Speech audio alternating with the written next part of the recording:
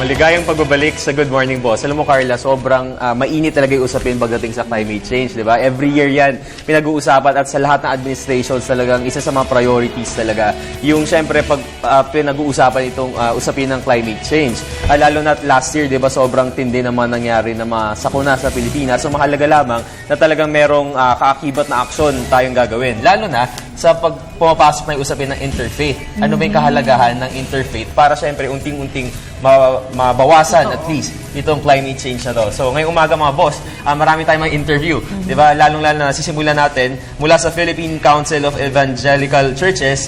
Let's welcome Bishop Efrain Tindero. Good morning, Jude. Good morning, Carla. And now from the Climate Change Congress of the Philippines or CCP, Secretary General Belinda Formanes. Good morning. Good morning. Magandang umaga po sa lahat ng ating mga viewers. Yes. And of course, from the Climate Change Commission, let's all welcome Secretary Gerson Alvarez. Good morning. Magandang umaga sa inyo dalawa, sa ating po lahat. Okay. So, syempre, Carla, mahalagang pag-usapan natin para na rin dagdag kaalaman sa mga boss natin. Ano po ba yung climate change? Ito yung pagkasira ng daigdig dahil umiinit ng katakot-takot ang panahon. Yung pag-init ng panahon ay nagdudulot ng mga kagibang-gibal na mga pangyayaring katulad ng nangyari sa Tacloban. Nadudurog ang kabayanan, maraming taong napapatay. Dahil sa bagyo, dahil sa baha, at dahil rin sa kakulangan ng pagkain. Pag nasisira ang iyong kabuhayan, masisira ang pinanggagalingan ng iyong kakainin at ang mga taong lalong naghihirap at lalong mahihirap at tinatamaan ito. Kaya itong Congress Interfaith Dialogue ng Climate Change nabuo, pangalawang pagkakataon na itong nag-meeting kami sa Malacanang upang alamin ano ba pagkukulang ng tao. Hindi lamang yung kasiraan ng kalikasan ang titignan natin, kundi saan nanggagaling itong mga kakulangan ito? Bakit nasisira ang kalikasan? Dahil ba sa nasisira ang kalikasan? Dahil sa the physical changes in the environment? O dahil sa kakulangan din ng tao sa kanyang kaluban upang pangalagaan ang kalikasan? It has become a moral challenge of the 21st century. Hindi niya naalagaan ang kalikasan sapagkat alay ng Panginoon itong kalikasan ito. Ngunit ano ang pananagutang dapat ng gampanan ng tao upang alagaan niya ang alay ng Panginoon Diyos? Kahit nagkasama-sama at iba't ibang relihiyon, mga Buddhist, Protestante, Katoliko, at Muslim, upang pag-usapan kung ano ang magagawa ng ating paniniwala sa Panginoon upang magkaisa tayo ng mapanagutan at masagot natin ang ating mga tungkulin sa kanyang ibinigay na biyaya sa atin. Alright, Bishop, ito nga po na interfaith, relihiyon at climate change. Ano po ba ang connection nito sa isa't isa? Well, nasabi ni Commissioner Alvarez na merong moral issue ngayon ito eh. Alright. Dahil yung pag-init ng ating kapaligiran ay dala rin yan ng ating kapabayaan sa ating pong environment. Dahil yung sobrang paggamit ng pagkakaroon ng carbon emission o yung ating pagkakaroon ng yung mga basurang hindi natin naayos o yung pagkakaroon natin ng walang dahas na pagpuputol ng mga kahoy, ito ay merong moral dimension. Kaya nga kasama sa ating pananagutan ng lalangin ng tao o ng Diyos ang tao, nilalang niya sa kanyang wangis at binigyan niya ng pananagutan na pangalagaan ang lahat ng kanyang nilalang. Kaya nandun yung ating pananagutan. Kaya tinatawag natin yung mga iba-ibang religious groups, maging ito man sa Protestante, sa Katoliko, sa Muslim, Buddhist at lahat, na ipakita na dahil tayo ay may mga moral authority and suasion sa ating mga nasasakupan, pwede natin silang tulungan na sila ay maging kabahagi. Mulat ng una, ano ba yung mga issue, ano ang dapat na gawin, at ano ang pwede nating maging pagsasama-sama pagtutulungan para mapangalagaan ang ating kalikasan. Alright. Carla, nakita natin ngayon yung transition na establish natin na from a global issue, talagang pupunta siya doon sa moral issue siya as an individual. Now, let's ask Ma'am Belinda from the CCCP. Ma'am, nabanggit po kanina na may part dito na human-induced yung isa sa mga reasons kung ba't talagang lumalala yung climate change. Can you tell us more about it? Halimbawa po sa agriculture, yun pong paggamit natin ng maramihan, malawakan ng mga chemicals, kaya po nasisira po yung mga natin kalupaan at nag-e-emit po siya ng carbon dioxide sa ating kapaligiran. Kaya po napakahalaga sana na from chemical intensive farming magpunta po tayo sa organic farming. Gayon din po, yun pong mga illegal logging activities, siya pong dahilan kung bakit po nagkakaroon po ng massive flooding, soil erosion, landslide sa ating kapaligiran. Napakahalaga po na maitigil ito dahil malaki ang epekto. Alam naman natin na grabe talaga yung climate change. Like last year, meron tayong bagyong Yolanda. Yung nakaraan din, nagkaroon tayo ng bagyong Pablo. And every year, meron talagang bagyo na dumadating. At nakakatakot dito, Carla, palala siya ng palala. Palala siya ng palala. Minsan nga sobrang init, bigla na lang umuulan ng sobrang lakas. Biglang, in the middle of summer, bigla na lang bumabagyo. So ano po ba yung naiisip nating action dito nga po sa Interfaith? Ano po ba yung mga actions na gagawin natin? Carla, tawag dito man-made disaster. Alright. Sabi natin, kung mayroong mga kapansanang nangyayari katulad ng mga lindol, mga baha, at mga kasiraan sa ating kapaligiran, this is an act of God ka natin. Ngunit nalalaman natin ngayon, hindi pala act of God itong climate change. This is an act of man. The disasters that man inflicts on the environment and on himself, dahil sa kanya. Unang-una, sobra siyang gumamit ng langis para gumamit ng kuryente. Sobra siyang gumamit ng gasolina, ng coal. Lahat ng ito ay bumubuo ng carbon sa papawid at siya ang dahilan ng pag-init ng panahon. Merong mga mayayamang bansa na labis-labis ang paggamit nila ng mga panggatong na yan. At labis-labis din ang kanilang sarap sa buhay, kaginawa sa buhay. Samantalang napakarami ang naghihirap. Always there is a moral equation. Man as a creation of God, as a moral being who has a responsibility to his creator, nagkukulang, nagmamalabis.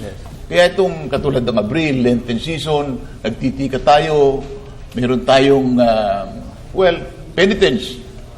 Kung sana alalahanin natin dahil ang pinanggagalingan itong pag-init ng daigdig. This is the heating of the earth. Pag-init ng daigdig ay dahil sa malabis nating paggamit ng hindi lamang ng panggatong, ng mga langis at coal, kundi halos lahat ng bagay ng ating gubat, kaninyo, ng ating tubig, ang ating, nakakahiya ko minsan sabihin, hindi naman natin kailangan ng 2 damit o kasuotan o 20 sapatos, kung bakit sobra-sobra, lalo na yung mga yamang bansa. Kaya ang pinag-uusapan dito ano ba ang ginagawa natin sa alay at biyayang binigay ng Panginoon Diyos? Merong napakahirap sa ating lipunan. May mga bahagi ng daigdig na kinukulang na ng pagkain, kulang sa maraming kailangan sa buhay, pag-aaral, gamot. Ngunit meron bahagi ng daigdig na napakalakas nilang gumamit ng mga bagay na bigay ng kalikasan. So basically, sir, talagang yung sa resources talaga, no, yung paggamit ng mga tao. Ngayon naman, sir, Bishop, no, for the past years, talagang government at NGOs yung very active on addressing this issue. Pero ngayon, Bishop, ano po ba yung kahalagahan na talagang papasok na yung role ng mga iba't ibang religions dito? Well, una, nasabi ko na kanina na ang mga religious authorities and religious community merong moral ascendancy, moral suasion. Pagkatapos, ang lahat ng area ay merong presence ng religious may mga religious affiliations yung mga tao. Kaya pwede nating pagsamahin yung moral suasion and universal distribution na pwedeng malaking puwersa na unang-unang magkaroon ng advocacy, ng pagtuturo, ng kamalayan na meron pala tayong personal responsibility. Yun yung ating pamumuhay, yung sobra nating pag-aabuso sa ating mga kagamitan. At halimbawa, yun lang paggamit ng toothpaste, ng sabon na masyadong yung maraming natatapon, di ba? So maraming napupunta yan doon sa drainage, sasabihin natin, pagdating sa recycling, mas maraming chemical na nandun. Kaya yung personal nating pamumuhay may epekto sa ating nangyayari sa ating kapaligiran. O yung recycling, doon lamang sa mag-umpisa sa bahay na yung ating mga basura is separate yung biodegradable, non-biodegradable. Yes. So, pwede nating maituro yun sa advocacy sa personal na buhay. Tapos yun din na tayo ay pwedeng makapagsalita sa mga people who are in authority na sasabihin ay pwede bang bawas yung paggamit ng mga fossil fuel at kailangan natin siguro yung renewable energy o kaya naman ay pagsasalita doon sa mga ibang walang habas ng pagputol ng mga kahoy dahil ito ay nakakasira din ng ating so ito yung mga bagay na pwedeng gawin ng mga religious communities. Alright. Ma'am Belinda, nabanggit po ni Bishop kanina na mahalaga yung role ng mga churches, of course, sa paglaganap ng mga educational discussions about the issue. So sa tingin niyo po, bilang papasok na po yung mahalagang tungkulin ng mga iba't ibang reliyon dito, ano po sa tingin ninyo yung maging pinaka-strategic na ways para po ito yung mga points na ikakalat nila sa lahat ng mga tao? Ang ilan po sa mga agreements during the interfaith dialogue ay magbuo po ng movement for reforestation around the country. Kasi talaga pong heavily denuded na ang Pilipinas. Ikalawa po, yun pong movement for organic farming dahil malaki ang contribution ng agriculture sa greenhouse gas emission. Gayon din po ang mobilization of adapting rivers dahil sa talaga pong matindi na ang problema sa pagbaha kaya kailangan po protected ang ating watersheds and river systems. Gayon din po yung lifestyle change. Talaga pong stressed yan. So, pang ilan na po ba yung Pilipinas? Well, nabanggit niya kanina na dati-rati number 6 ang Philippines sa most vulnerable country. Pero last year ba? Number 2011, three. we were number 3 Number already, three. according to a UN study. Pero that was in 2011. That was even before Sendong. Tapos itong mga sumunod na Pablo at saka Yolanda. itong Yolanda na talagang the devastations of the storm surge is unequaled. Alright. Okay, Secretary Alvarez, recently po, nung naganap yung Conference of Parties sa Warsaw, Poland, kung saan, di ba, nagtipon-tipon lahat ng mga iba't ibang mga leaders sa buong... Apat na bansa na buong daigdig Yes po. na nagpupulong dyan taon-taon. No? Considering nga po na tumataas na po yung ranking ng Pilipinas po ngayon pagdating sa vulnerability aspect, ano na po ba yung mga policies siguro or agreements na napagkasunduan sa Warsaw na bilang pagtugon nga dito? Ang una ay gumawa ng pagkakaisa na tinatawag na common but differentiated responsibility. Katungkulan natin, buong sangkatauhan, lahat ng gobyerno ng buong daigdig ay magkakaroon ng katungkulang bawasan ang global warming gases. Common but differentiated. Ang ibig sabihin ng differentiated, ikaw na mayamang bansa katulad ng Amerika, ikaw na mayamang bansa katulad ng mga Hapon, ng European, mas malaki ang iyong responsibilidad. Ngunit tayong mahihirap na bansa ay meron ding tungkulin katulad nila, kailangang ibabagay natin sa ating kakayahan. At saka nakikita natin na ang isa sa mga sanhi ng kahirapan pala ay itong climate change.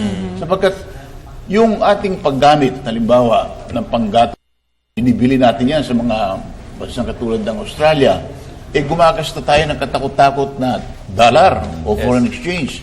Kung babawasan natin ang pagsunog ng coal o ng langis na binibili natin sa Middle East, mga bansang mayayaman na, magagamit natin yung savings natin na yan upang gamitin natin sa agrikultura at pagtugon sa kahirapan.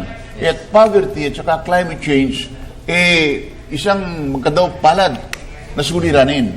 At ang suliranin yan, yung bakit ang ibang bansa ay gano'n na lamang kanilang yaman. Tapos ang ibang bansa ay kulang na kulang upang tugunin ang pangangailangan nila. May kinalaman yan sapagkat yung malalaking bansa ay malakas na gumamit ng mga biyaya ng Diyos. These are the environmental gifts of minerals, water.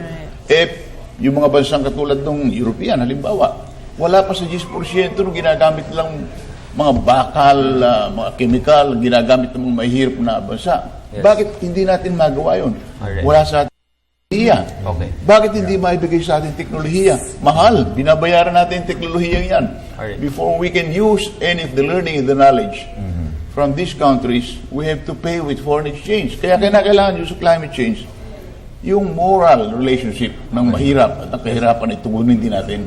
Gusto ko nang idagdag, halimbawa, kahit ako as a religious leader, nakakausap ko yung ibang mga businessman, nasabi ko, siguro, dahil meron tayong Renewable Energy Act. So, ini-encourage ko yung mga businessman na mag-invest dun sa renewable sources of energy. Kaya meron ng dalawang business group na nagtayo ng Montalban Methane Power Plant. Galing sa basura, kinukuha yung methane, ginagawang electricity. Ganon din sa Santa Rosa. Kaya, kahit ako hindi kasama sa business, pero pwede kong kausapin yung mga businessmen na sabing, tulungan natin ang ating kalagayan. Okay, Carla, so talagang sobrang daming mga aspects na pag-uusapan in all sectors sa buong That's mundo right. talagang involved dito sa issue na to. Totoo yan. At alam naman natin, di ba, itong ating tinitirahan na mundo, pinahiram lang naman sa atin ito ng Diyos. Kaya Tama. dapat pangalagaan. Again, hindi to act of God. This is an act of man. So mga boss, let's do our part na, alam mo yon, pangalagaan ang ating mundo. Ayan, so sobrang dami natin pwede pang tanungin sa susunod, no? Yes, Talagang totoo yan. i-discuss na lang natin yan dito. Kaya muli mga boss, nakasama natin mula sa Philippine Council of Evangelical Churches, Bishop Efrain Tendero. Thank you, sir. From the Climate Change Congress of the Philippines, ang kanilang Secretary General, Ms. Belinda Formanes. At syempre, from the Climate Change Commission, Secretary Gerson Alvarez. Thank you so much. Maraming Salamat. salamat sa inyo, po. Carla.